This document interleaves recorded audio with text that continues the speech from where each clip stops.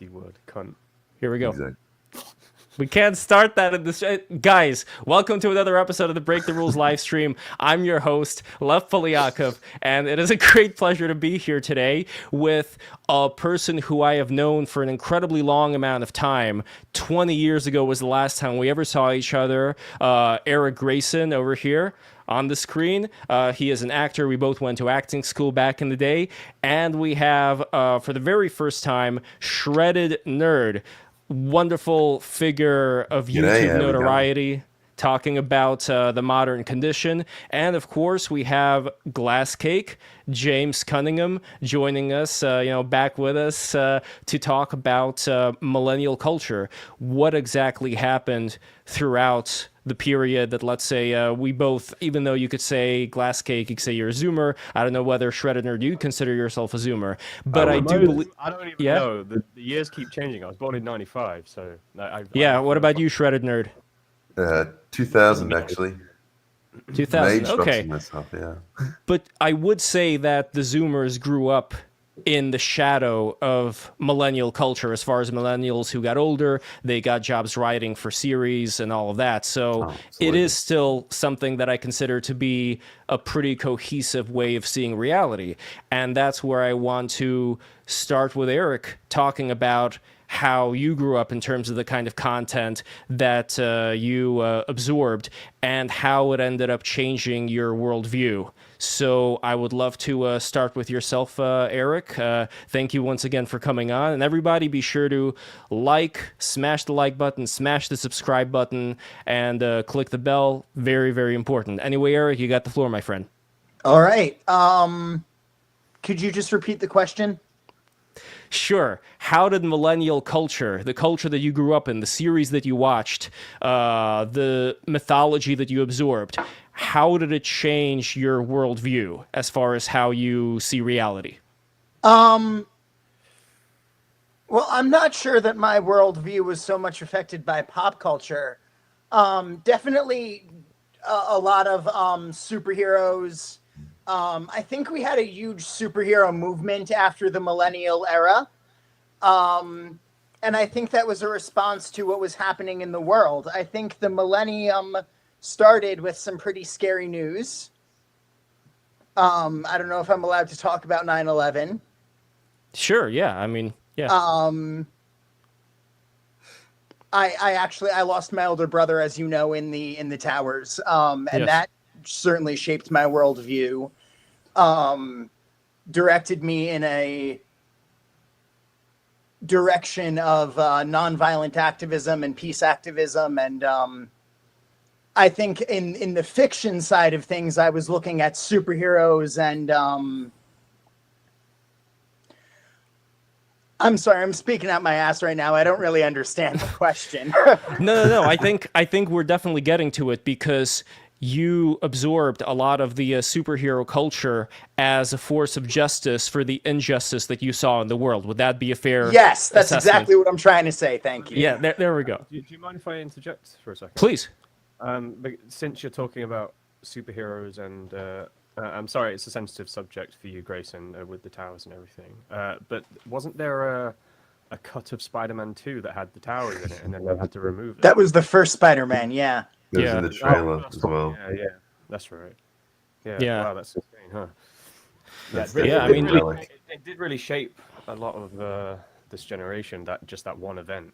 To the point where, like, I remember, as a kid, I must have been like 9 years old or something, and I was watching, like, the true. Oh shit! What's going on? Hang on. There we go. I was watching like the truth behind 9/11 like videos, and stuff like that. Even though it's. I think we pretty much know what happened now. Like it was the Saudis or something. But I remember thinking about it a lot growing up, to like an unnecessary degree, like something that a child should not be thinking about.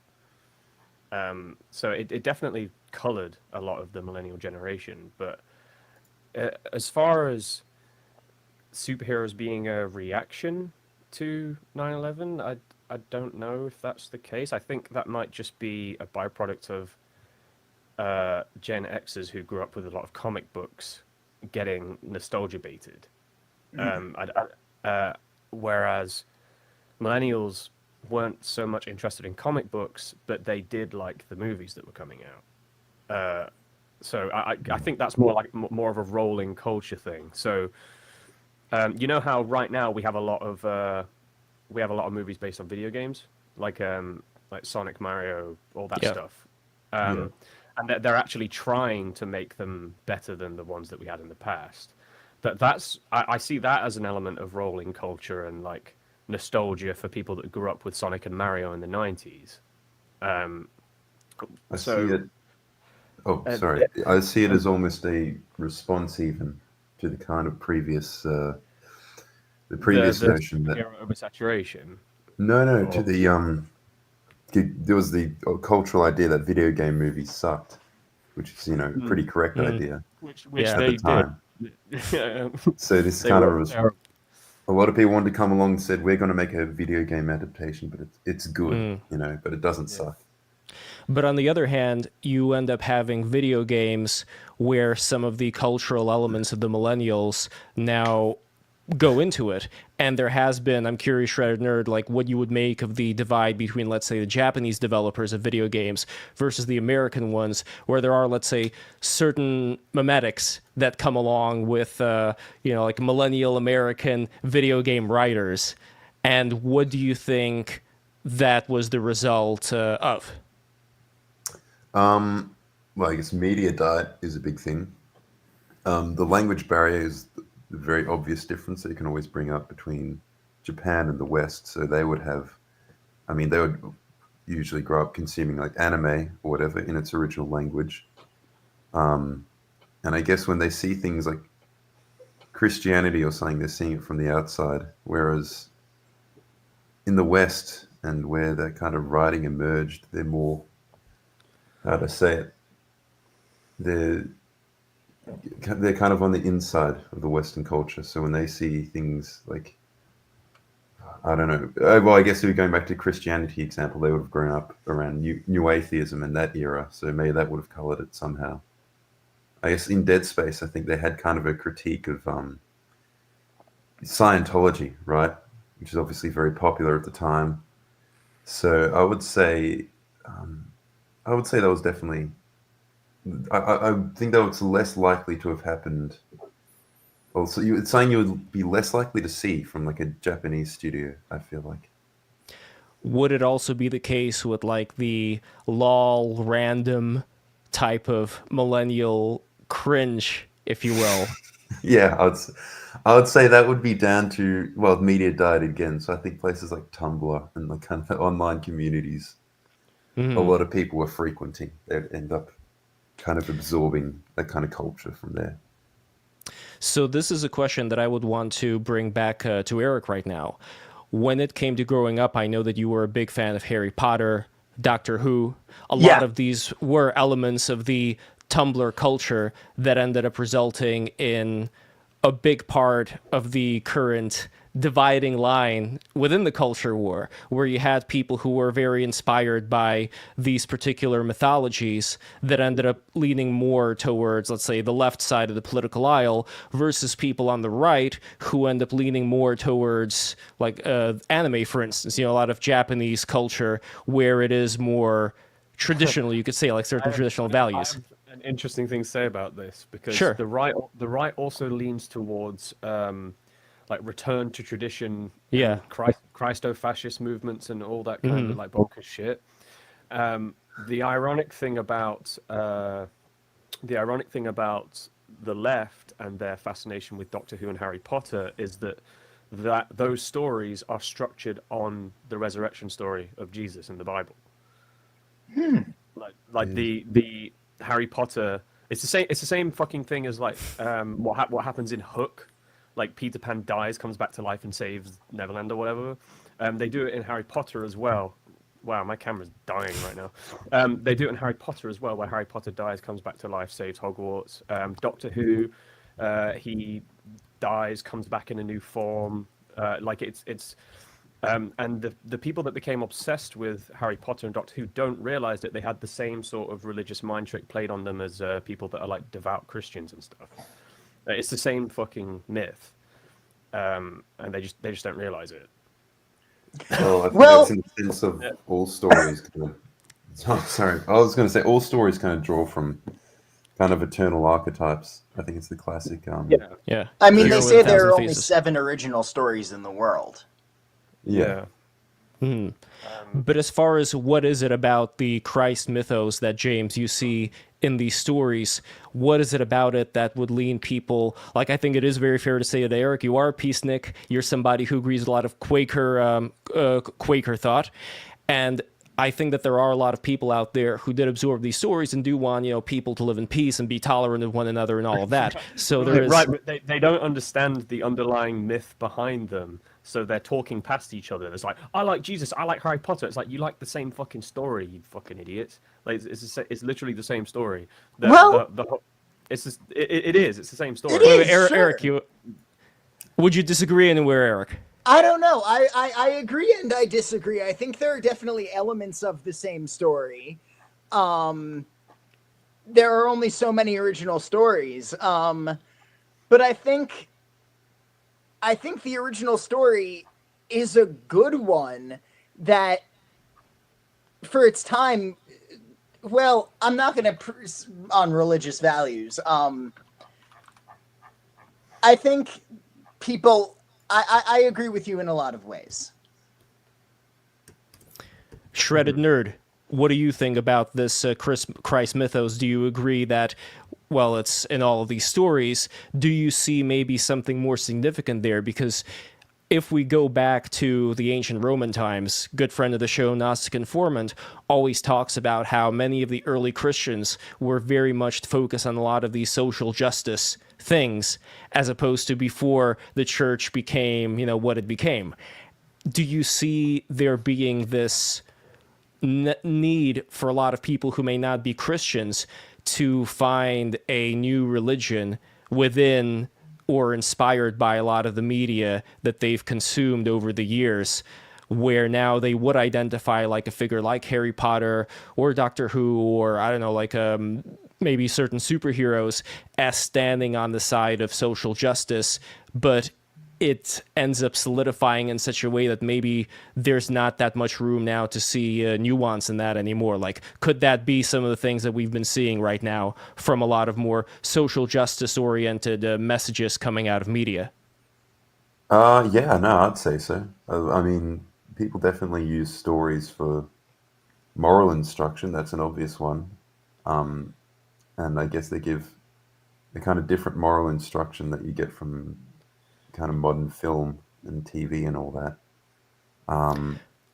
So they think maybe that's a big part of the push as well, to introduce more social justice themes or whatever, because they think a lot of people act like it's an obligation, like they have to provide some kind of moral instruction in their thing and kind of essentially teach their viewers, because in that sense, yeah, they'll basically act as like a substitute for religion. And I think one good example actually is a recent one.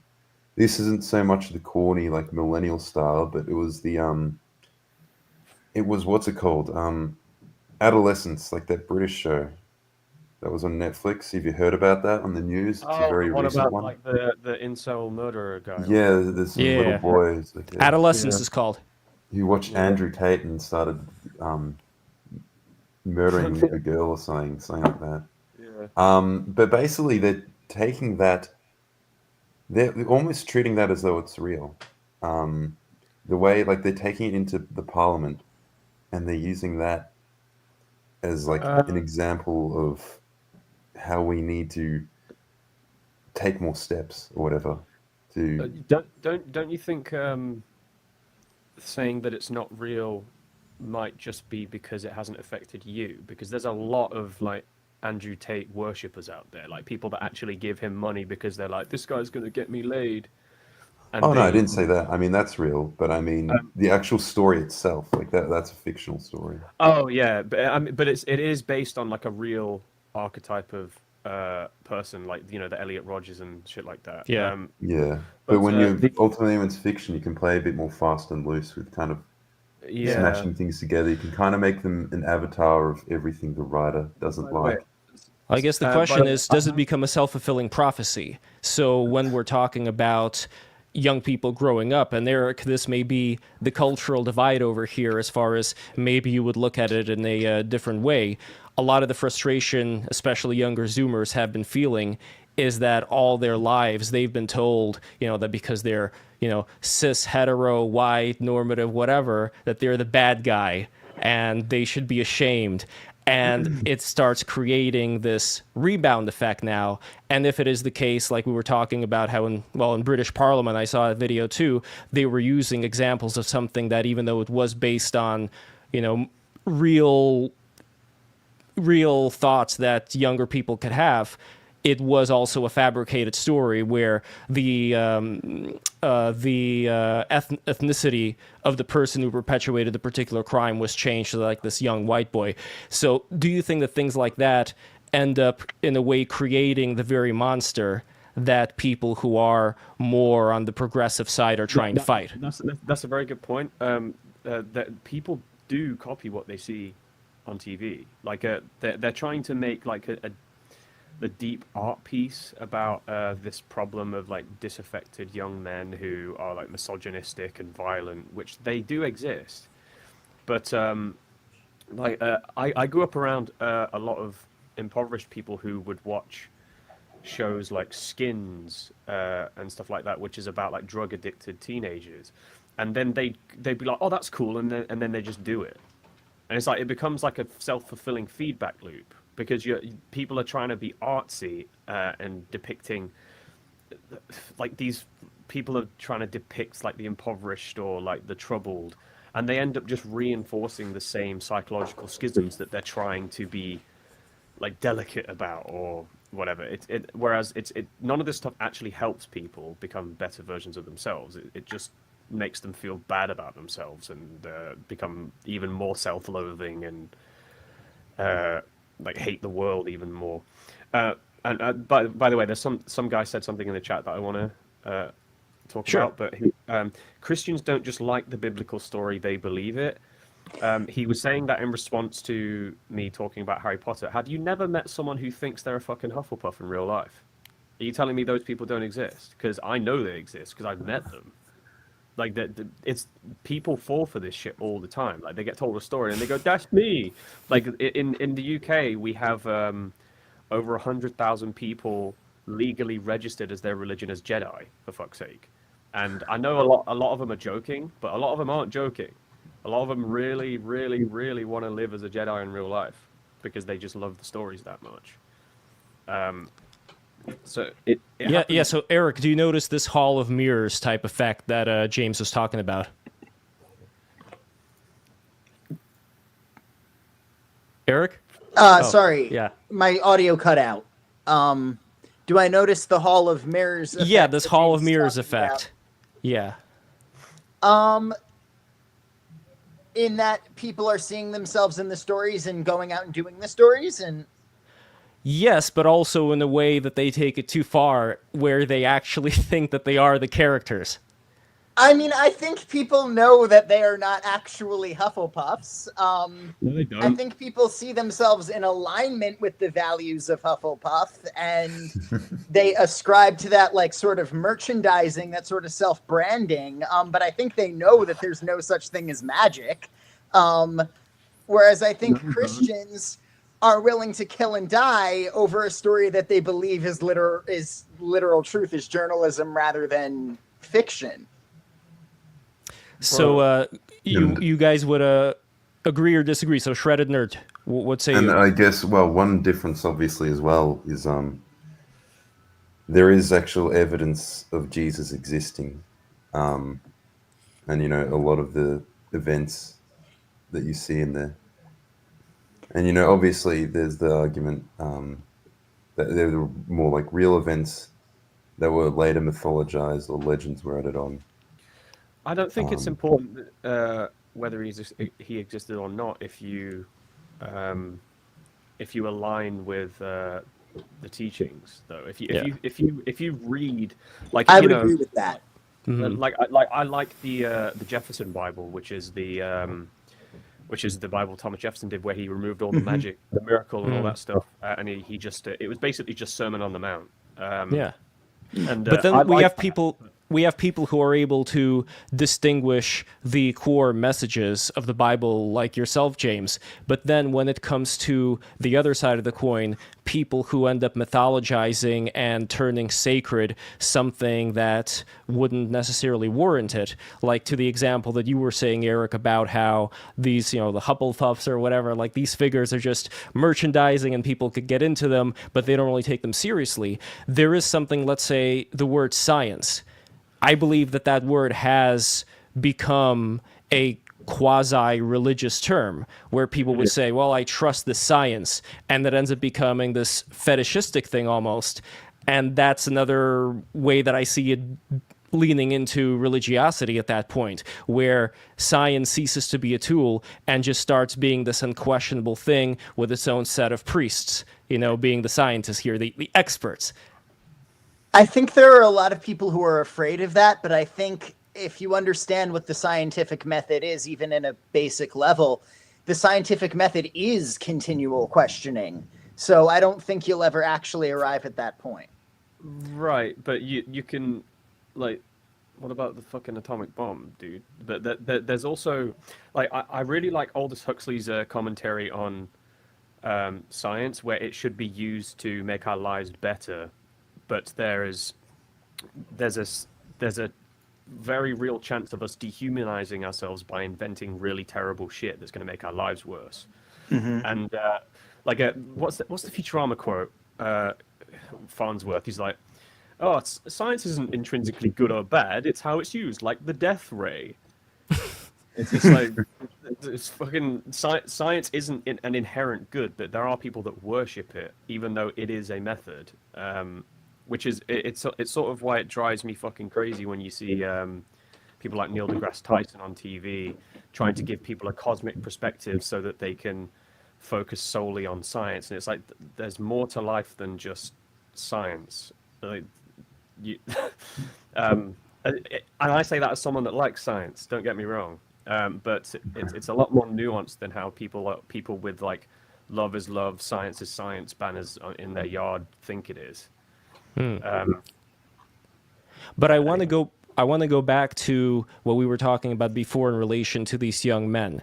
So, Eric, in your view, when it comes to these young kids who are being told that they're horrible and that they, in a way, inherited this original sin of their particular, racial qualities and, being straight or whatever, what exactly would be the solution here that would not radicalize them into fulfilling the prophecy that the people who are against them, have started man. here? Don't ask me for solutions right now. These problems are way bigger than I'm capable of. Well, I just want to get your view on the ground here, as far as what exactly you're seeing happening with these Zoomers here, because they did grow up, like I said before, in the shadow of millennial culture, and in a way, what I think is going on is that a lot of them, especially when we're talking about people who are influenced by people like Sam Hyde, for instance, $1 Million Extreme, they're going the opposite route. So, for example, if your generation was into Doctor Who and Harry Potter, they would be completely against that. They would think it's all cringe, but also they would think that the peace approach, the tolerance approach, that is also cringe, and that's going to lead to societal degradation. I think a lot of the, like right now, I'm sure you've noticed a lot of Zoomers on the internet with the avatars of ancient Greek and ancient Roman statues. Like, I don't know what it tells you, but to me, that tells me that a lot of them do not see the era that we're living in right now as being one that has serious people in it that want to bring the culture up to some, very high Apollonian, standard. It's more about, let people do their thing, let people be happy. But it's like, to them, no, because we've been too happy, we've been too comfortable, and now we're like these little kids who just want to have comfort in our lives and don't want to face the darkness. That's the way that a lot of them look at the millennial culture and what it brought. And I'm curious, I'm a millennial too, you're a millennial, like, what do you see is going on there? Well, I have something bad. I think people have idolized Rome basically forever. Like that's I don't think that's even a new thing. I mean the United States, they had they took Roman aesthetics, they took the fasces or Oh whatever, yeah, Roma booze. and all the eagles and all that, Yeah. and fascism and all that modeled itself after Rome. We So I still think have the it's like fascia symbol in Congress there. exactly, yeah. So it's almost every great empire in history, especially like Western empire or even any Western country to some degree, it's going to try to take some imagery from Rome, because I think people do rightly recognize Rome was kind of the beginning of the West, or maybe in Greece, but Rome, it all finds its way back to Rome. Sure, but it isn't just the decorative elements here, like, oh, this looks cool. It's also this idea Well, they that a saw lot of themselves these. as like the successors to Rome often. Yes, absolutely. The successors to, you could say, like Roman law and things like that. But also, as far as what does a Roman statue command, like, it would be a difference, let's say, between seeing, I don't know, like, what could we say? Like, a non-binary person who is dressed up in bright colors versus this very stoic, muscle-bound Roman guy, who has like this, the sword and the helmet and all of that. Like, the image of this Roman statue would command this, great amount of honor and Authority. respect, and authority. Like, they're going to stand up in a way. They are kind of like superheroes now that I think about it, but less colorful. Yeah. So I'm very curious, like, do you see this differentiation happening, Eric? And what would you personally make of it? Is this something that, in a way, maybe it needs to happen?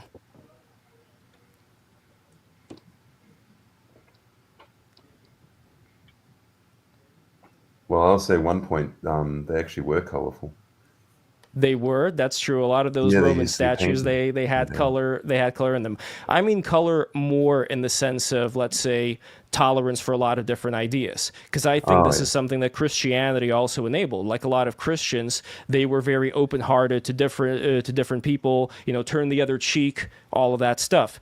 While with the Romans and the Greeks, there was more of an emphasis on, I want to preserve our culture, and I'm going to fight to the death whoever is going to go against me. Like, it's a very different mentality to have. So I know, just like taking a step back, if we observe this change going on as far as what people are inspired by and where they are right now, again, like the young Zoomers being inspired by a lot of these, much more authority-based ideas. Eric, I know I keep throwing it off to you, and I know maybe you don't want to talk about it that much, but since you did grow up within the culture that's the opposite of that, when you're observing that, you can say like, oh, this is fascism or whatever, but I am curious, like, if you dig deep inside, what exactly do you see going on here? Do you see there being possibly like a redeeming quality that's like something that needs to happen? Or not? Or is this going the wrong way 100%, like where their mindset is at? The culture, the young Zoomer culture, I guess I'm out of touch with the young Zoomer culture. They're all grind set shit. It's all about being on the grind and believing in floating pyramids and shit on TikTok. Like, Yeah.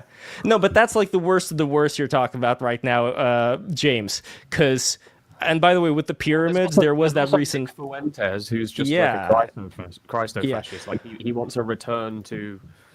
Like, Well, here, this quote over here, I think this sums everything up. This is what we're talking about here. Strong men create good times create weak men create hard times create strong men. Is this something we all can agree on or no? I mean, yes, it is true. Yeah. I don't really know what else to say about it. I mean, history is a string of events, Yeah. The thing, one thing that I noticed growing up is a lot of. There's your sorry, webcam again. I don't know why it keeps doing that. Whatever, it looks cool, so I'm just gonna let it happen. But one thing I noticed is that people who say, if you grew up in the past 20, 30 years, your mind is probably somewhat atheistic. And people think that they got to that conclusion on their own, and it isn't just a result of the culture they grew up in fostering it. And it led to this delusion that meant that people that existed before us weren't as smart as us, which is not fucking true at all. Like, that intelligent people have existed for thousands of years. But there's this delusion now going on where, oh, because we're born after all of these people, that means that we're smarter than them. And it leads to people not wanting to exercise their minds and be able to use them properly, because they're, oh, I've already figured it out, life's fucking pointless, and God's not real, and I should just like take drugs and go on TikTok or whatever. And I think that these people think that they exist at the end of history, and they're just here as a tourist, which it's just not true. It's not true. There's still shit happening. There's still religious holy war happening. There's still yeah, for fuck's sake. There's still people. There's still people fighting for a return to. Who's that fucking American painter who did like idyllic paintings of American suburban life? Norman Rockwell. I know. No, not Rockwell. Thomas Kincaid. Him too, but I was thinking of Norman Rockwell. Oh, like, you were? Oh, okay. There are people that look at those pictures and go, look what they took from us, and then they go fucking subscribe to Nick OnlyFans and yeah, exactly. What are you no, they're doing? hypocrites. Like, yeah, they're fucking stupid. And it's like the thing is, they don't have control over their own minds. Like their senses are flipped upside down and backwards, and they're just reacting to everything and going, "Oh, look at the past! Look how shit my life is." And so they end up joining like cults of personality, and it's kind of not their fault, but it is. Like, they're not putting in the work. But is this where you see, sorry to cut you off, but is this where you see the connection between people mirroring characters like SpongeBob SquarePants, let's say, to the extent that they identify with them into thinking that they are them in a certain way? Because I know that this is where you and Eric would disagree. I know, Shredded Nerd, where you are when it comes to people identifying with characters so much that they become them. But I don't know, like, Eric, you said you disagree with that assessment based on like the people in your life you observe. Like, nobody really, thinks that they're, Harry Potter or SpongeBob SquarePants or anything like that, right? I mean, certainly if people actually believe they're Harry Potter or SpongeBob SquarePants, they should probably be in a mental institution. Down though, they closed them down. Sorry, what? True. They closed them down. Now everybody's just like, oh yeah, after Reagan. Insane. Yeah, now everybody's fucking insane, and they're all just living together online on the same 3 websites, just arguing about like flat Earth and fucking like I don't know what we're supposed to do about it. Like, I don't really like infringing on people's rights. Like, I do believe in freedom of thought. Right, of course. But I mean, there's degrees of this. We also live in democracies. Maybe. So like, yeah. In theory. But there are also degrees of this identification. So, for example, when it comes to the media that people are absorbing, back to the media over here, the original subject of the conversation, Shredded Nerd, you did a video called Millennial Characters. Why is so much modern media struggling with creating compelling characters? So what do you see, if you could sum it up, was the substance that a lot of the millennial writers imbued into themselves so as to create these characters that are not really that compelling? Because the other concern here is, SpongeBob SquarePants or Hufflepuff, that may be the least of our concerns when it comes to something of a much lower quality now being absorbed by, the next generation, as far as like, well, these are the characters whose video games I played, so I'm going to act now like these, excretions from these writers. But I don't know, like, please, about this video. Possibly. Well, I also think if they're not that good, if they might just not get absorbed. Possible. I mean, that's kind of always the thing. That's the cream always rises to the top. or the wheat separates from whatever. History has a way of Phrases. cutting, of getting rid of the trash, and that's why I don't classics. think that's true. I think that they are plentiful and they reproduce a lot, and there's nothing you can do about it. I think They do I continue, think but they don't get remembered. Yeah. Well, That's why the classics are so good. Why classic novels are so good, because I don't give a fuck about being remembered. I mean, maybe like, the classic novels were so good because there weren't that many being made that could have competed with this, you could say, echo chamber in a positive sense of a lot of philosophically minded elites, where most of the people were, peasants living off the land, farming. They didn't have time to even read the Bible. Like for most of history, most the of them, they Bible couldn't was read. read to them, right? Yeah, they didn't know how to read. So that's the big question here, right? It's not even like, I kind of disagree with you about these classics cream rising to the top when it comes to, well, who are we working here? Who are we working with here? We're working with the masses. Are the masses going to be as attuned to what is, the high caliber stuff as opposed to just going to the bottom of the barrel? But I still want you to, if you can, just talk a little bit about if you can see what this quality of the millennial writing of these millennial characters is. Maybe it's too difficult to put into like a short amount of time. Maybe like it does require, almost like a 30-minute video in this sense. But if you can, to give people So like a you're asking preview kind of of it. what makes it distinct, the millennial Yeah. generation, like the character. Yeah. Well, there's a few ways to go about this. One of them, you can see genetically where it came from. It all started with Glee, a TV show, Glee. And the community that formed around that's where so many like Tumblr communities came from. And so many online communities now kind of formed around that. And there's a few other people like responsible for it, like Joss Whedon. That's a common But one. if you were to go into Glee, though, and get to the core of what it is about Glee that created this effect, what would it be? Well, they was centered around, a Glee club, which is basically right next to, it's in proximity to theater kids. So that's maybe part of it. And what is it about? Now we're kind of going to my past and Eric's past because we both went to theater school. Yeah, we were kids. What are you saying? Yeah, Huh? we were theater kids.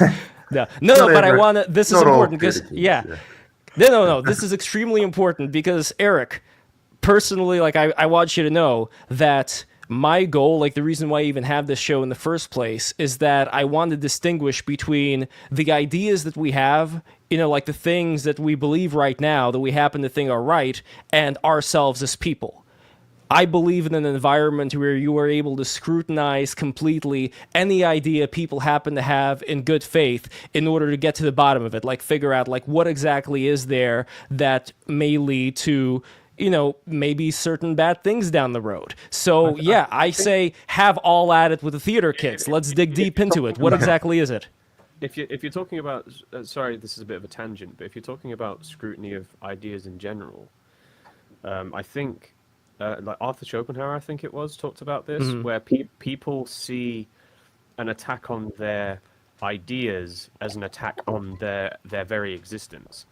So if one guy goes, "I like eating shit," and then some guy goes, "Like, don't eat shit, that's stupid," they're gonna start going, "But I like eating shit. I like eating shit. You're trying to genocide me."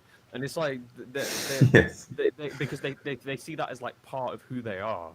Oppression of the shit. So there we go. Yeah. Being a theater kid, it's like eating shit. The same thing. 100%. Morally true. I mean, it definitely is theoretically when it comes to the auditions you have to go on for, and like it's definitely a hustle out there. But would you add anything onto the shit eating when it comes to? I mean, okay, one thing that I could personally add is there may be an element of wanting to perform, like histrionics. Like there may be an element of wanting to perform, but how exactly that manifests in the stuff that we saw later on with like the Tumblr culture, could you elucidate on that a bit? Sorry, can you repeat the question? Sure, wanting to perform, wanting to show everybody, like, this is me, I'm on the stage, look at me, like that kind of energy. Do you see Performative that energy, being yeah. echoed in, the Tumblr stuff that came afterwards?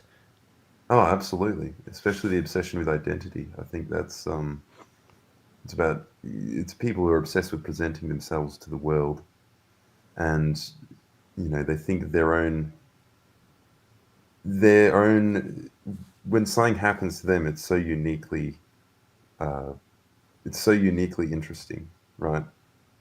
I see this with a lot of media that talks about like mental health or whatever, and that's not to say you shouldn't talk about mental health, because it is, an important thing. But when so much of it that talks about it, they're not even telling a story. They're just saying something that has happened, saying that what's going on in their life, like, oh, I have anxiety or I have depression, and it's basically almost acting as though that alone is interesting enough, and that alone is something that makes them interesting. So they're kind of performing that. They're kind of bringing that to the world, and kind of expecting people to clap. And I guess people do. People say, "Wow, this is art," but so often it isn't. Whereas in the past, I don't know, you'd see people would talk about the same things, but they wouldn't.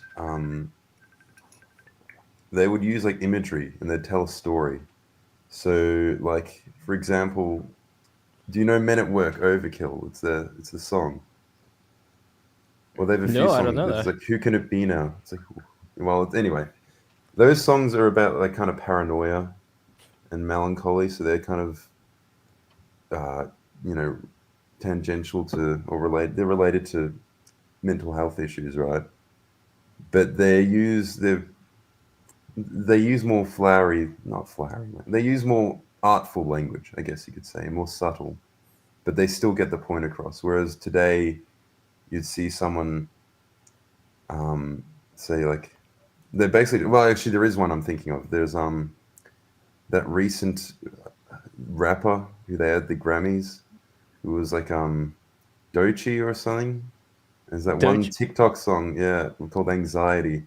Hmm. And it's basically just saying I have anxiety. It's like you can talk about anxiety, but you can be artful about it. You can, because I So, feel like the point yeah, of art is to communicate things in a way that ordinary language can't. So definitely. if you're just saying that you have this thing, so, and I think that sorry, then this seems like a bit of a tangent, but I think it ties back to the point of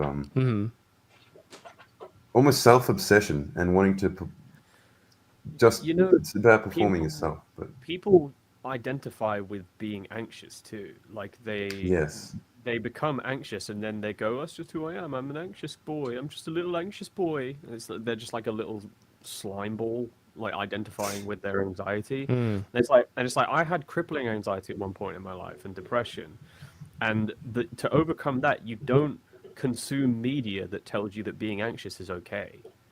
Like that's fucking stupid. That's just going to make you think that that's like a normal state of affairs. Whereas, I just like watched a lot of motivational stuff and read books that expanded my mind a little more, and then went out and forced myself to socialize. But I think, and I'm not stigmatizing mental health, but I do think that when people get into a mental slump, they almost romance it. They romance the fact yes, that they're having a tough time, and then that becomes a feedback loop again that makes it worse and worse until they become like a golem, a husk of a person. yeah, And kind of. Is So, that what learned helplessness is? yeah, pretty I much, Yeah. mean, yeah. I want to make sure that Eric gets into this conversation. So, Eric, since you're within the theater world, you know a lot of people in theater.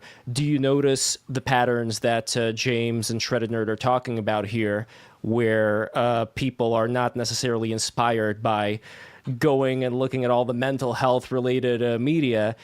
It makes it worse for them. Like, they start becoming like a snake eating its own tail in a way. Like, do you notice that, or would you disagree with their assessment of that kind of influence? Um, I mean, I think it's important to be aware of mental health. I don't know if I would agree or disagree. Where do you find the trouble is for you personally? Like where do you find is the question mark? Like what is not known right now for you when it comes to this issue? No, I definitely do see that people sort of identify with and sort of self-enshrine themselves in their mental health issues. It certainly can be tempting to romanticize the hard time that you're going through, but I think art exists there's I believe it was Peter Slade was the drama practitioner who defined drama, which I love the definition because it applies both to drama as theater and drama as, oh, that's so dramatic. Drama is the art of processing life. And I think really all art is about processing life. I think Shredded Nerd said something about how art is supposed to communicate the things that we can't with basic language. And I think that's beautiful and beautifully said. But I think the exploration of that can lead people to become better versions of themselves. Where do you personally draw the line at that kind of exploration as far as not going too deep into the stripy hole? You know, I don't like know. You know what I mean? Like when it comes to things that say, yes, it's okay to feel like that, and there's this environment that appears to be nurturing, and, you know, we are all allies, we're all in this together. But in the end, if there's no focus on building something up, if it's just a focus on going within and dwelling on, you know, all these kind of things, then society, I mean, this goes back to kind of like a lot of these authoritarian-minded Zoomers with the Roman avatars. When they see that, they see like, no, dude, like our society is going to crumble because everybody is just focused on what's going on in their life. You know, why are they feeling this particular sort of way when, you know, like the foundations are crumbling now and there's all of these, you know, like there's an invasion going on and all these, you know, values are changing and people are going to misuse the trust that we have as a society against us. Meanwhile, everybody's just like, I mean, would that not be the classic fall of Rome stereotype here, when people get very self-absorbed and they don't really focus on the foundation of like what actually built Rome to begin with? You know, like I remember, wasn't there like this quote about like even celebrity chefs? I believe that there was this quote about a Roman senator or whoever bemoaning the fact that now there's like these celebrity chefs that are being honored, you know, like people who were not really considered to be worthy of of appreciation earlier on. I don't know exactly where that's from. Maybe that's not Rome. Maybe that's Greece or Persia or whatever. Gordon Ramsay's a fucking sociopathic piece of shit. that guy's a bastard. Yes. No, he definitely is. Didn't someone kill themselves after he roasted their restaurant so hard that they went out of business and he fucking killed himself? Oh, damn. I mean, allegedly. I don't allegedly. know if I need to make sure that actually happened. Yeah. If I'm going to say it, but I'm pretty sure that happened allegedly. Let's see, I'm looking at the news right now. I mean, that's the other side of the coin, isn't it? Because then you have people who push it too far, like a Gordon Ramsay, and don't allow people a chance to adjust. Because the goal, I don't think, is to say like, oh, all of you, are weaklings and you are... Gordon Ramsay, he doesn't even know how to make fucking... He doesn't even know how to make... Grilled cheese. Grilled cheese. Have you seen the video? I've seen that. He made the worst he put kimchi in. I've ever seen in my life. And like my little sister knows how to make a grilled cheese, and she's fucking 7.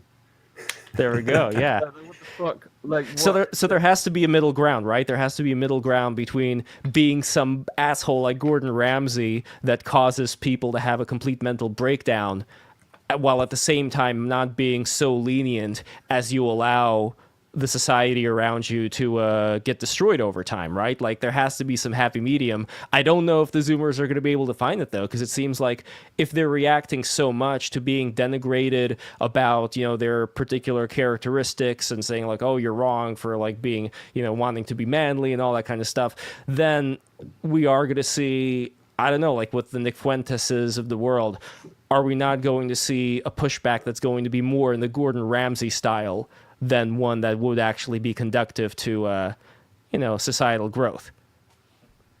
So I don't know, Shredded Nerd, I'm curious what you think about that. Like the pushback to what has been going on these past couple of years, where do you personally see it going?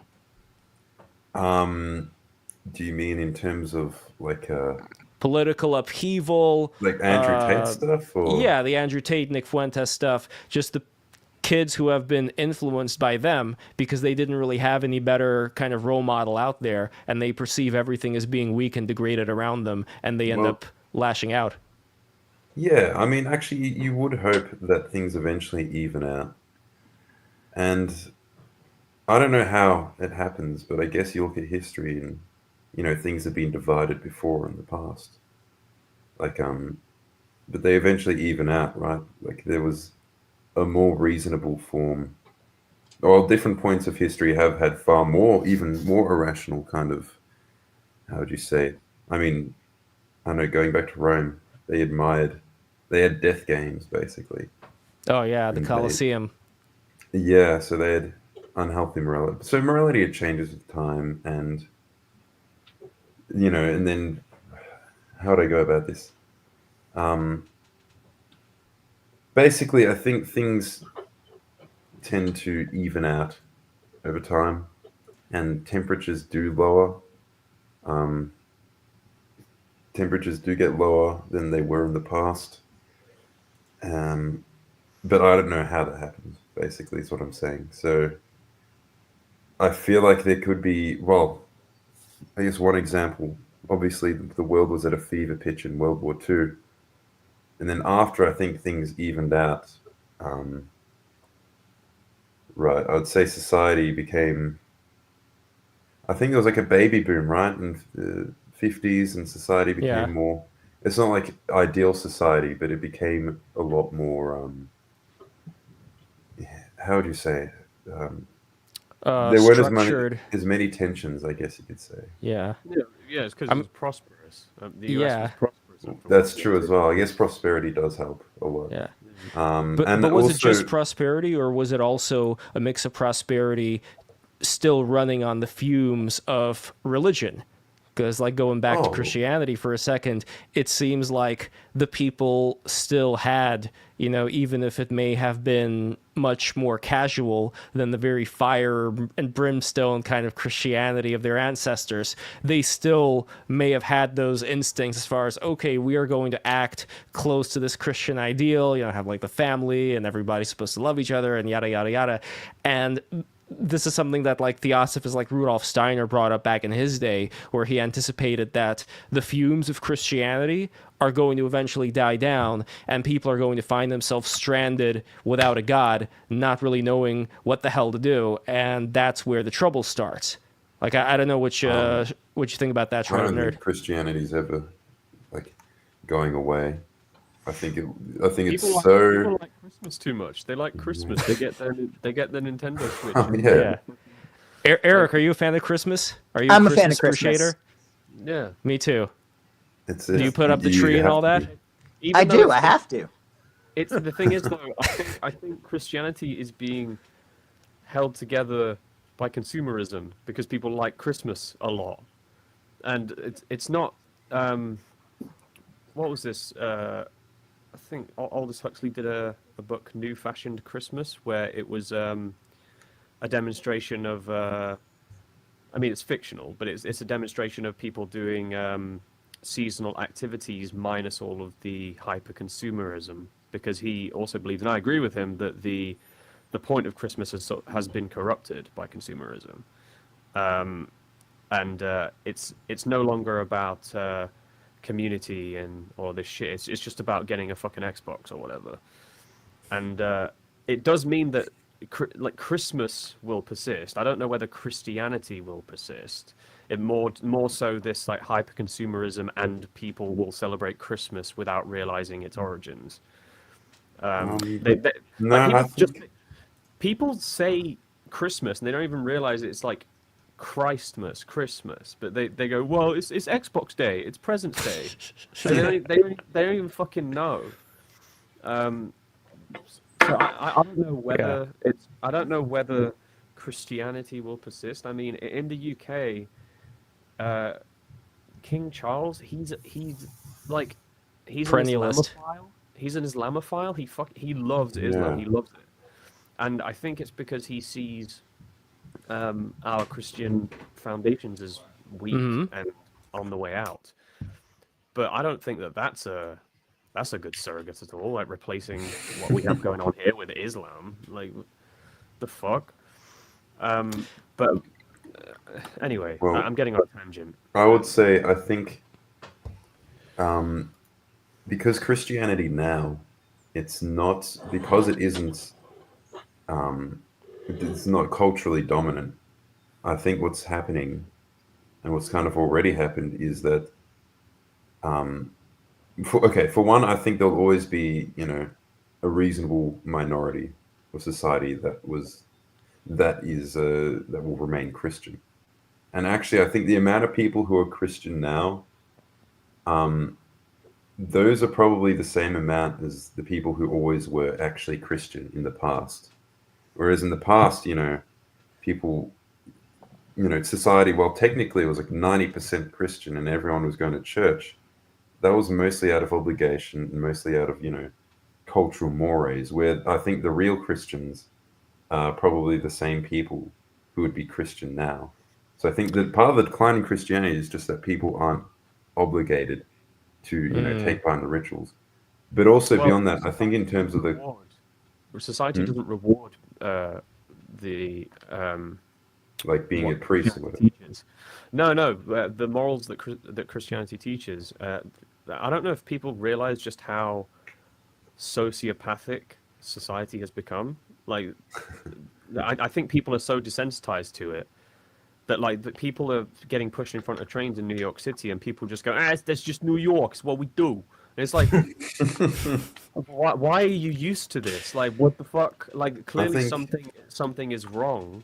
Yeah. I mean, Eric, you live in New York too, so just like me, what do you see going on with this kind of bystander effect of like, it just happens and I don't see people getting shoved onto the train tracks every day. If I did, that would definitely make an impression. Like, we shouldn't. Then it should.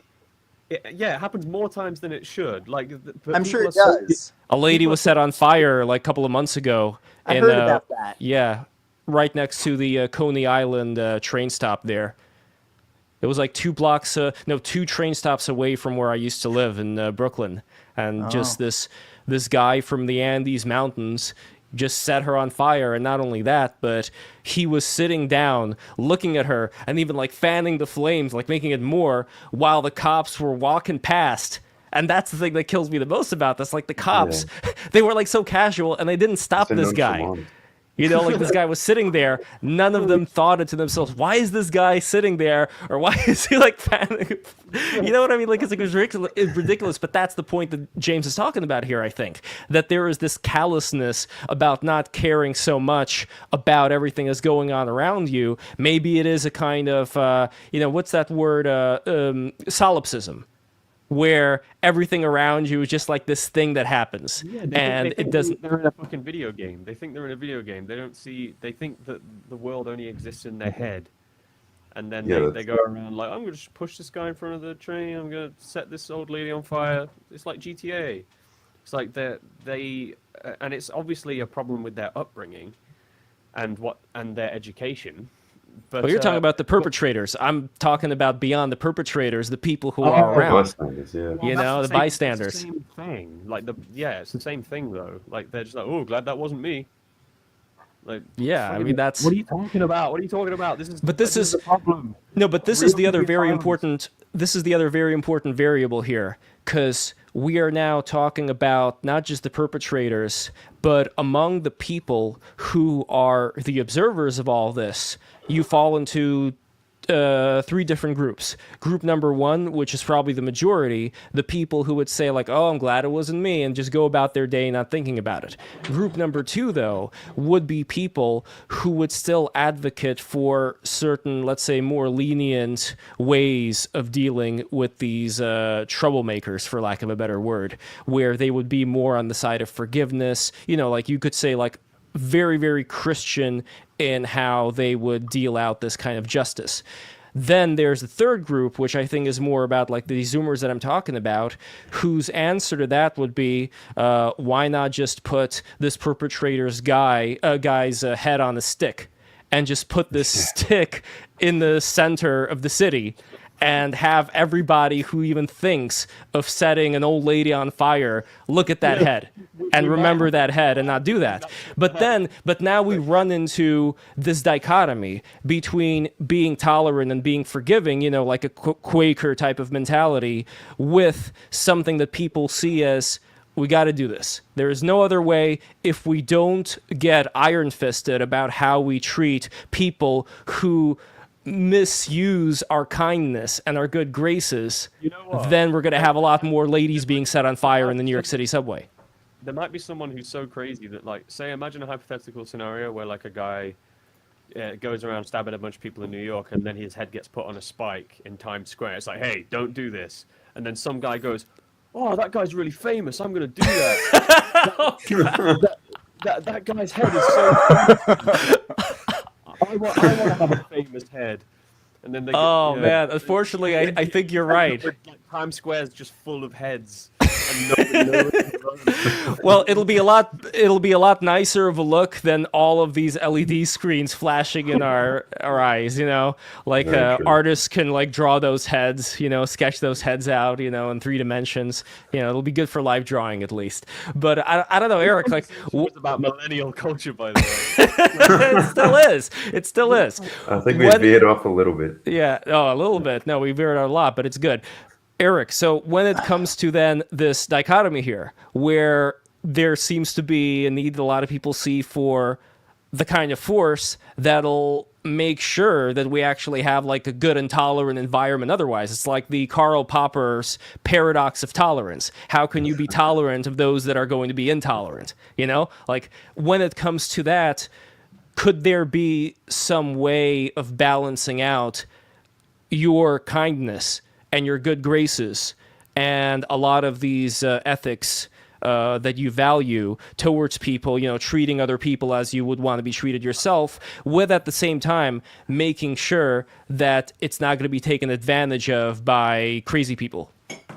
I mean, I don't think that being forgiving, being a good Christian or Quaker or a good person of any faith or following should have to necessarily conflict with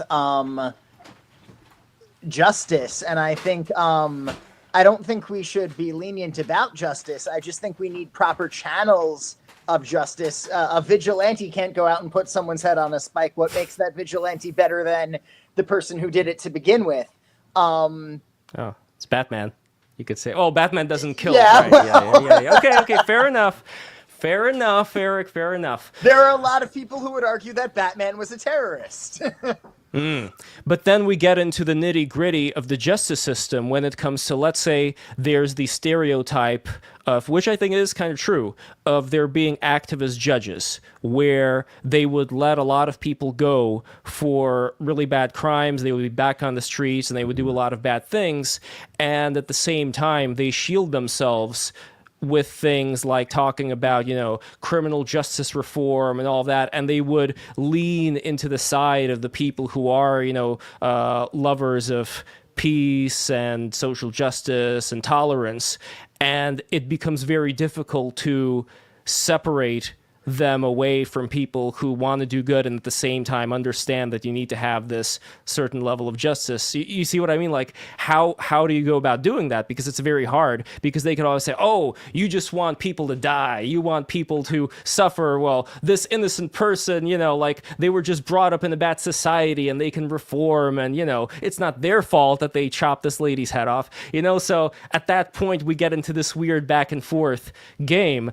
How do we address it? Because I'll be honest, a lot of people within the intellectual circles of art, media in New York City, I happen to know a lot of them, they would be on the side of letting the criminal who is like, they feel that they reform, letting them go and giving another chance and so on and so forth. They came from a bad family. And I don't know, like, there has to be a certain point where you go, like, no, like, we can't accept this anymore. I agree with you. I believe people should be held accountable. And that's really all there is to it. Absolutely. Yeah, I mean, I guess you guys agree as well on this. And the question now is, going back to the media, because, again, we have diverted away, what kind of media do you guys think would be productive for the future here? And I want to start with James, because James, you are an animator on Smiling Friends. I don't know if Shredded Nerd and Eric, you guys know that. Yeah, I love Smiling James Friends. is a Good job. Oh, thanks, bro. Fuck, I don't know. I always just go back to the Looney Tunes, bro. I just don't think. I think we peaked there. If we're talking animation, anyway. Yeah. As far as one thing that really pisses me off about American entertainment is that there's absolutely zero educational value to it whatsoever. One thing that I loved about growing up in England is that we have all of these talk shows where they talk about philosophy and science, and it's like a panel of a bunch of comedians, and they're just like telling QI? you like QI and stuff like that. Right. And we have a lot of terrible shows here too. But when I see, I think I've said this on last stream, but the watching the Barbie movie made me want to go postal. Like the fact that American society was so fractured and infantilized that they needed a movie about Barbie to tell them that they're going to die one day and they need to stop arguing and just get on with their lives. And it's like, who was that for? But I guess it's for a lot of people, wasn't it? Yeah, I think American sociopathy rather is so high right now, and the culture is so infantilized that they felt like they had to appeal to their childhood in that way. Which I don't know. I feel like people shouldn't need their childhood to be pandered to. I grew up loving the Sonic the Hedgehog games. I'm not like spurging out over these new Sonic films. Like they're for kids. But I think that America has this rolling culture of, all right, here's the new horde. Here's the new horde of children. We're going to give them this media, and then in 20 years, we're going to get them right in the childhood with nostalgia. And it's just been that for like 40 years. It's like Joe Camel cigarettes, preparing the adults for for smoking afterwards. Yeah. Like Star Wars fans are like probably the peak of this. Like they can't get enough Star Wars, and they want explanations for why one guy fucking had a toe chopped off when they were 7 or something. They want to know every little detail about this fucking fictional universe, and it doesn't. It's like, what are you doing? You're wasting your fucking brain. Why are you filling your head with this shit? They need to know everything about Glup shitter. Yeah, exactly. And I don't think it's their fault. I think a lot of these people, they probably had very rough childhoods, and the television was essentially their babysitter. So for them, that's like returning home when they see that franchise again. Here's an interesting quote from the Marshall esotericist. it's not merely cultural nostalgia at that point, it's cultural necromancy. Yeah, That's a great term. Yeah. Add that to the vocabulary. Yeah, absolutely. Another comment over here from, let's see, Tiger Shark. Over here, he has a lot of different interactions. What is it? That's my point, bruh. It's finite and not controlled by human limitations of technology. You ever do the calculations for a Dyson sphere?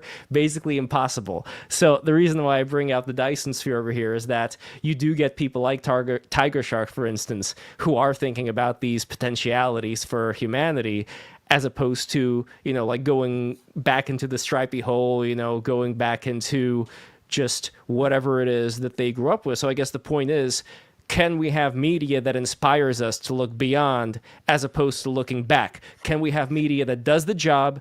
It gets us to a certain level of thinking about things, and now it's time to move on to greener pastures and not rely on it so much. Yeah, I like think Hitchhiker's sometimes- Guide or something. Like something that makes you understand that the point of life is to ask questions. It's not just endlessly, and not asking questions about fucking Boba Fett, but like picking up a glass and going, why is this glass? Why is it shaped like this? What I think is always going to be resonating with people, what I think is very important, is something that Eric is very familiar with, which is William Shakespeare.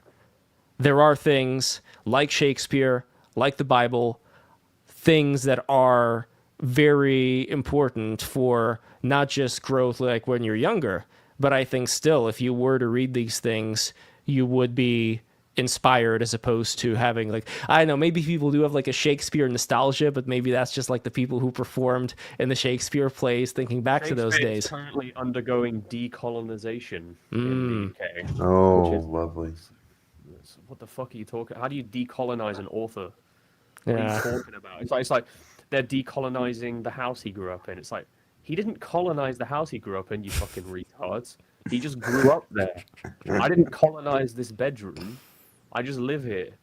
Like, what the fuck are you talking about? But they're now starting to call Shakespeare like a white supremacist thing, and it's like, I don't know where this ends. Like, I don't like Shakespeare's stories are obviously just invaluable, and everybody can learn something from reading Shakespeare. I think it ends when you say no. Now his pigment is into question. It's like, I don't. It doesn't fucking matter. It doesn't matter. But apparently this is where we're at now. I don't know, Eric, if you were following that story of the Shakespeare decolonization, but as somebody who comes from the theater background that has performed in Shakespeare and well acquainted with Shakespeare, I'm curious what you think. Like, do you agree, or disagree, or about the whole decolonization thing there? And where do you think it's going? Agree. Well, I'm not actually sure what's meant by decolonizing Shakespeare. Neither do I. It doesn't fucking mean anything. It doesn't mean anything. People are just pissed because he like wrote great books and he's white. That's it. And it's like, it doesn't fucking matter. Just like spend your time thinking about something else, please. Like, yeah. What does that even mean? What it's really about, it's about ideological conformity, basically, because they know Shakespeare's popular. And everyone's going to be seeing Shakespeare, so it's just, fucking eventually it has to be hit. It has to be, it has to be another vector for their ideology. It has to be all-consuming. So here's an example from ChatGTP. Exposing colonial bias. Shakespeare's global fame rose in tandem with the expansion of the British Empire. As a result, for of course he centuries, has bias. Everyone has bias, whether it be explicit or implicit. Everyone has some degree of bias towards or against some things. But we have to remember that Shakespeare was a product of his time. And he spoke to the human condition and the life that the masses go through in a way that has endured for what, 600-700 years. Yeah, sorry. What you just said about like Shakespeare's work rose to prominence because of colonialism. There's something very funny about people speaking English decolonizing Shakespeare specifically because of colonialism. Yeah. And it's like, okay, well, at that point, you might as well decolonize your language too and start speaking in Simlish, because where does it end? It doesn't end anywhere. These people are just going to like spiral out of control until they just like curl up and die. Like, but there is also another thing at hand here which should be addressed, which is, you know, the Greek philosopher Heraclitus talked about all of life being war. And I don't mean that necessarily only in the, you know, sense of like swords and guns, but war in the sense that we're always constantly fighting for certain ideas to reign supreme over other ones. It's constantly going on. You know, we do that every time we speak to each other, every time we influence each other. There's a constant battle going on there. So as far as certain things which rose up with the British Empire, for instance, yes, Bhagavad Gita talks about, isn't it? Yeah, absolutely. Like with the British Empire, you had obviously a lot of bad things, as in the empire did, but what people are missing is that pretty much every single civilization or culture out there in the entire world had an empire of some sort. It was a question of how much are you able to expand your empire before the other people who are bordering you start to, suppress that and then keep you in this sphere of influence while they're in that sphere, and so on and so forth, right? So if we're talking about the competition for ideas and all of that, I think that the British Empire, when it came to, again, certain Christian Enlightenment values and things of that nature, I believe that it was able to imbue where it went with those values to a certain extent. Whether or not those values kept on being there as much as maybe some of the British elite wanted to, that's a different story. But still, we can't just say, well, Britain is evil because they had an empire. If you have any kind of responsibility overseeing, any kind of territory, obviously there's going to be horrible things that occur. But then we have to ask, well, compared to what? If this was something that the Chinese would have done, or the Japanese, or whatever, like different cultures approach humanity, honor, morality, in all kinds of different ways. So at the end of the day, that's kind of like going back to this idea of, can we balance the necessary with the good? Can we balance this unfortunate situation where we do have to compete with other people, because if we don't assume leadership over society, it opens up a power. I mean, look at Ukraine. Like, I know that, Eric, I'm very happy that you support Ukraine, as do I. And I've been talking nonstop about Ukraine on this show. I'm sure a lot of people in the chat are tired of me. It's like, oh no, Lev's talking about Ukraine again. Here we go. But I think that is a good example here, where you have people who are defending their own idea of what life is. They don't want to live under the thumb of these Asiatic style Russians, because a lot of them, unfortunately, since they were serfs under the Mongols, they had this very Eastern top-down mentality, which a lot of Ukraine outright rejects, where they lean much more towards the West. They lean much more towards, like the Polish-Lithuanian Commonwealth.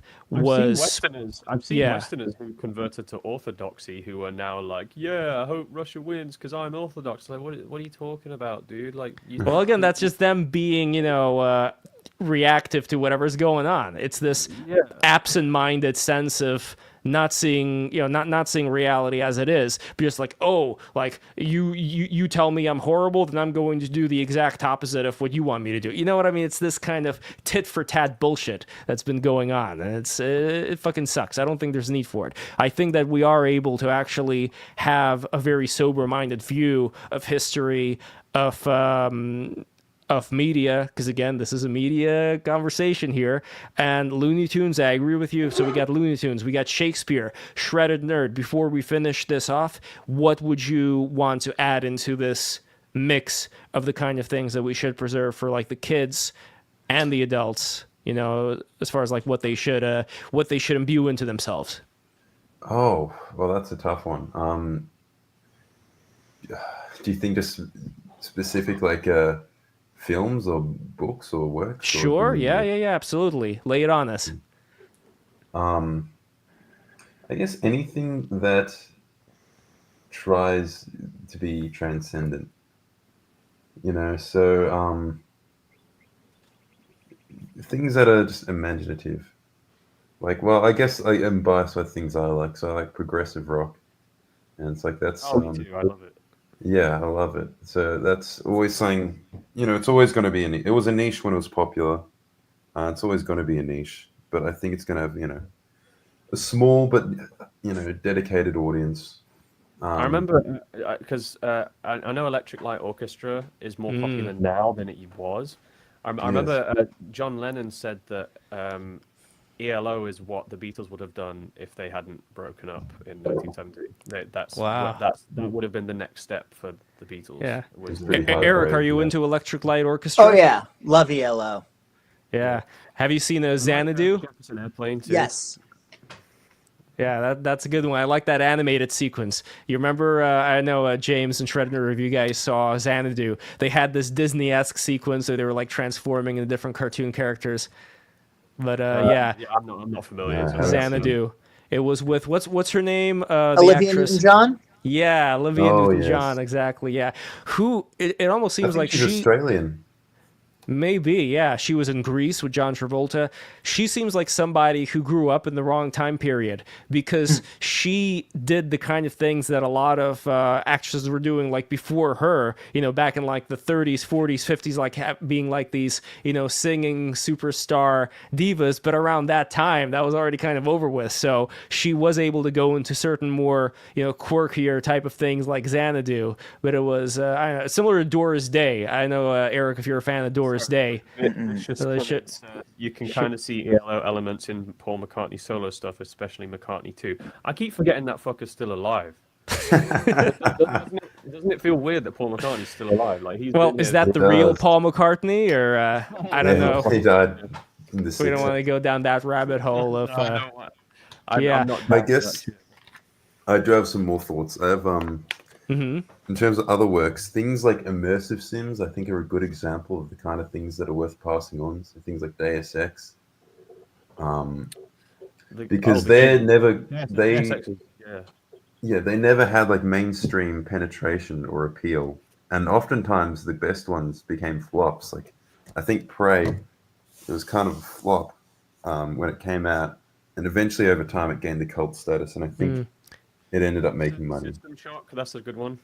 Oh yeah, so there's so many good ones. So that's something I'll never like grab the public, but something that I think is worth putting a bit of effort into, kind of spreading it by word of mouth and like recommending it. And There's keeping some it anime alive. that I always recommend to people too that got me through hard times. Like the Tatami Galaxy is a fantastic anime that I will defend to the Okay. edge of the earth.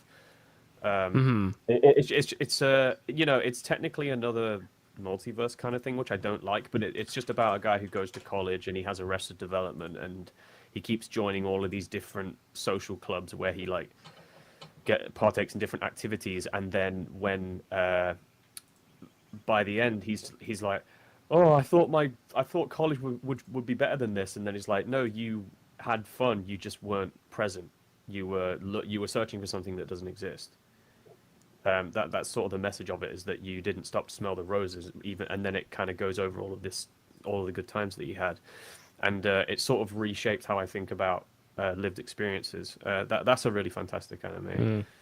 And there's also Ping Pong the Animation, which is a very, very good story about having people that inspire you, or being someone that inspires others. And it also weirdly delves into like talent and skill and muscle memory as well. That's a fucking fantastic anime. Grayson, do you watch Eric? Do you watch any anime? Not really. I mean, I watched Dragon Ball Z growing up, Oh, yeah. but I never really got into anime beyond that. Did you have like any favorite saga, like Frieza or Boo or Perfect I Cell? remember the Boo saga most vividly. Yeah, I think wouldn't really say I that's have a around the favorite, time. whatever. I think That's that's when around the time we were in school there.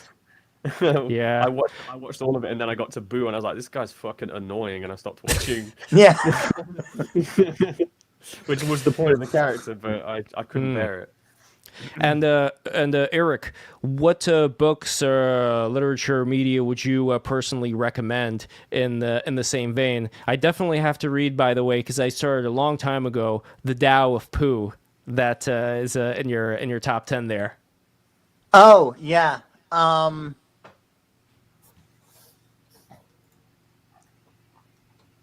I would recommend reading that.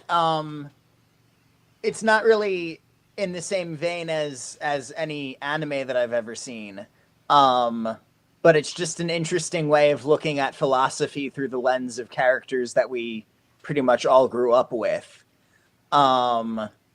It's always that appeal to childhood, though. Like, which I've heard it's a fantastic book, but I do feel like, why is it in our Western cultures?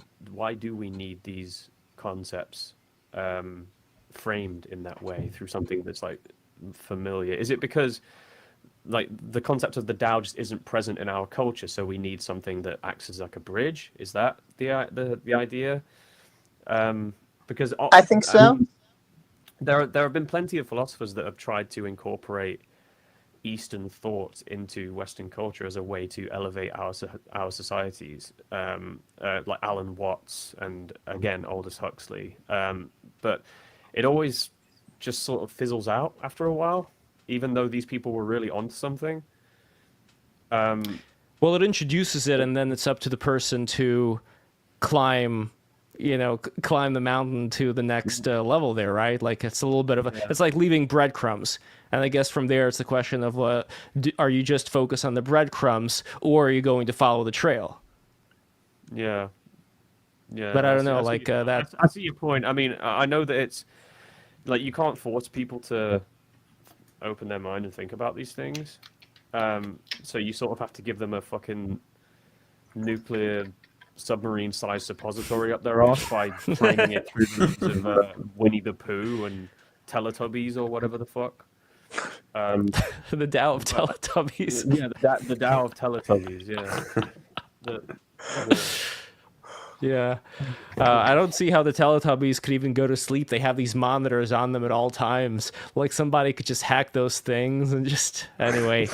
I mean, that's better with the TV on. I don't understand it. I'm sorry. This is where we're going to disagree the most. Everything you've said so far, Eric, I agree with, except that. That is the line that I'm going to draw. I sleep in complete darkness. There's this like blue light filter that's on my air conditioning system. I just ripped that shit right off, because why would you have a blue light that's constantly buzzing in your room when you're trying to get, shut-eye? All the windows are... Well, they're shut with these, the light preventing curtains and all of that. It's just complete darkness, and that's the way I like it. But anyway, that being said, I want to thank Eric and Glasscake, James Cunningham, and Shredded Nerd for being with me today. I think this is very, very important to bridge these divides, especially the fact that, again, you guys may not know this, but I have not spoken to Eric here in 20 years. If not more. Wow. So we were in acting school together, in Lee Strasberg back in the day. Yeah. And we were studying acting. We were in plays. I believe we were also like in the same plays. Maybe, I don't know if you were in Revenge of the Space Pandas or not. Or no. No, I was aware of that one. I wasn't in it. But we did a couple together. We did the Disney Review with Bill and Yvette. Mm-hmm. Yes. And I think we did a couple Shakespeare, although I don't remember which ones. It wasn't Twelfth Night, as you said before. No, I wasn't in Twelfth Night. No, I got to recall what these were. But either way, I really had a great time there in acting school, as I'm sure you did as well. And, it was a really. And also, I recently found out, and I think I told you this before, Eric, that Yvette, who you just mentioned right now, a wonderful teacher, incredibly lovely person, she was also the teacher of Lady Gaga, who was going to our school before we were. Yeah. And I didn't know that. And she calls everybody monster. So Lady Gaga took that from Yvette, our teacher. That's the origin of that.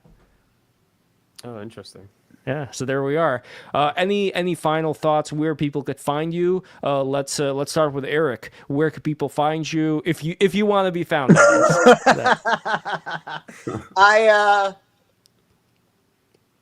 I plead the fifth. Okay. Well, you're somewhere in Manhattan. We just have to keep an eye out there. Sure. All right. Zip code.